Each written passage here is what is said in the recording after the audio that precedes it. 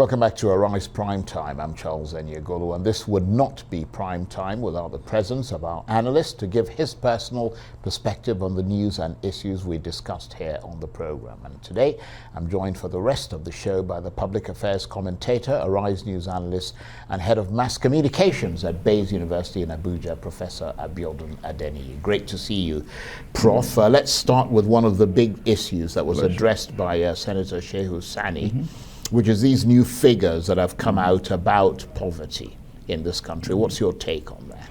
I think the new one that came is talking about multidimensional poverty, and that's because MBS expanded the range of indicators from 3, health, education, and standard of living, to include insecurity and the shock arising from insecurity. So when that scope got expanded, of course, a lot more people plunged into the poverty bracket, which is also okay because it helps us to situate our problem better, and it's that if figures are coming up at this time, it's a kind of instruction for the political parties to brace up for what is ahead.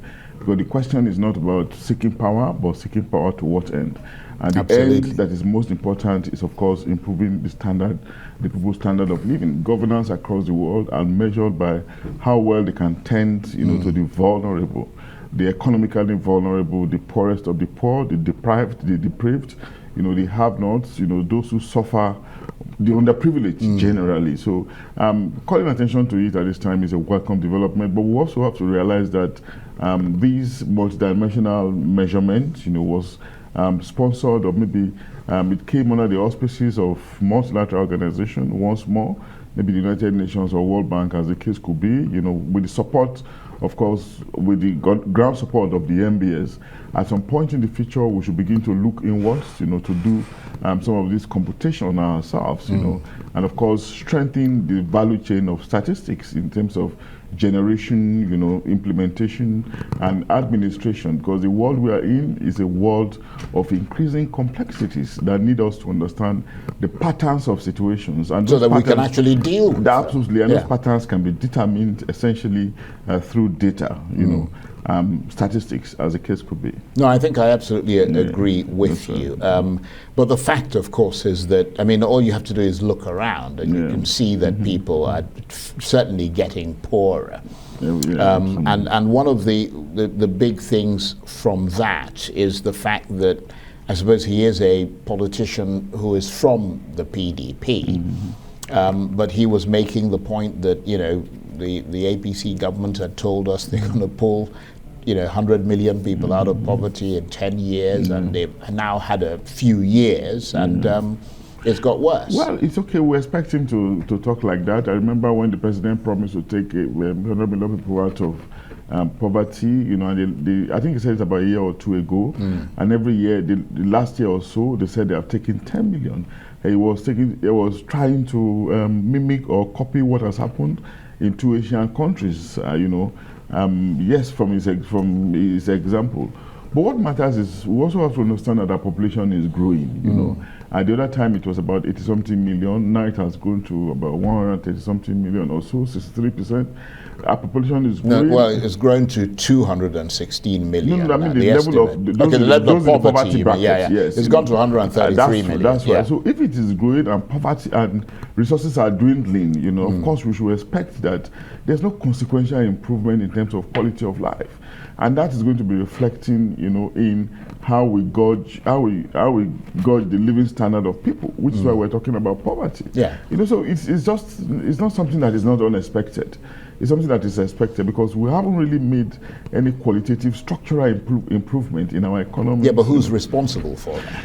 Government, of course, leadership once more, but of course, maybe we should also begin to shift the blame a little to the citizens, maybe they should be much more concerning, a little more agitative. We're not saying that they should go to the streets, destroy properties, but of course, a level of pressure, they should increase their level of pressure on their leaders to be much more responsive than they are presently doing, because all the malice that are causing poverty, they are still with us.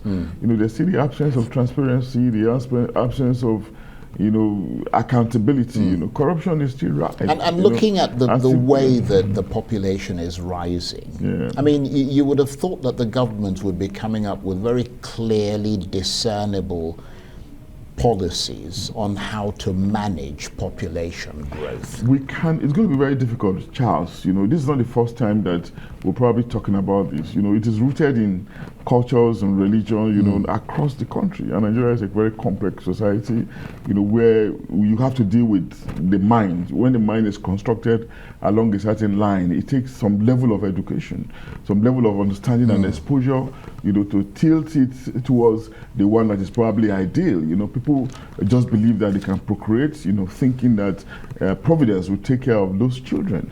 And at the end of the day, we'll see those children being taken care of by the state. You will see expectations are now that the state will be responsible for those children. That's going to be very difficult. But the route that I think the World Bank is taking is not to preach directly, asking that there should be a population policy whereby we'll have one man, one child, one man, two child, one man, like it was in India. But the route is to sensitize the girl child, to grow the girl child at the level of his mentality, such that he can take decisions on his own, not necessarily being asked, to go into marriage and begin to procreate, without thinking about, sustainability, how those children will be sustained. So if there's a focus on girl child through education, then their consciousness will increase.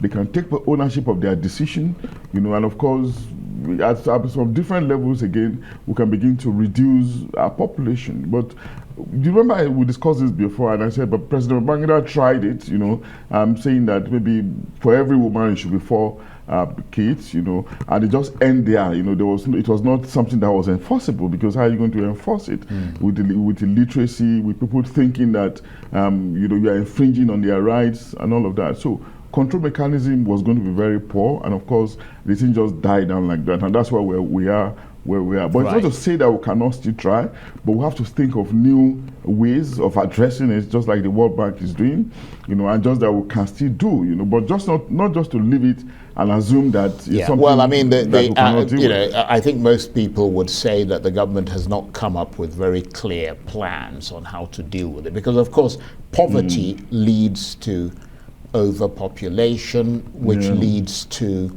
insecurity and unemployment and all the rest of it. I think they're all intertwined, really. So you can't say you're trying to deal. I mean, you have to have a good sense of how these things connect to each other, very and that way you've got a broad-based set of policies. Yes, to and you deal cannot with. just address one and leave the other. First of all, you have to deal with conscientization, maybe through formal so education. It speaks to the competence of the people in charge. I mean, and what thoughts they come up with. And maybe the political will to implement policies. It's not that the leaders or the people in charge are not aware of this problem, but they just look at it and look away, assuming wrongly that it cannot be dealt with, because most of them are politicians, and you are thinking of the repercussion. If you go back to your people, how will they perceive you? The things you are doing, and they are against, our cultures, And of course, these things are also historical. Yeah, but that's what education does. You have to educate people. You've got to engage in public enlightenment and sustained public enlightenment. So the point you're making about political will, is very important. It's also very important, yes. I want to thank you very much indeed, Professor Abiodun Adeniyi. Always great to get your thoughts. It's a pleasure. Thank you ever so much.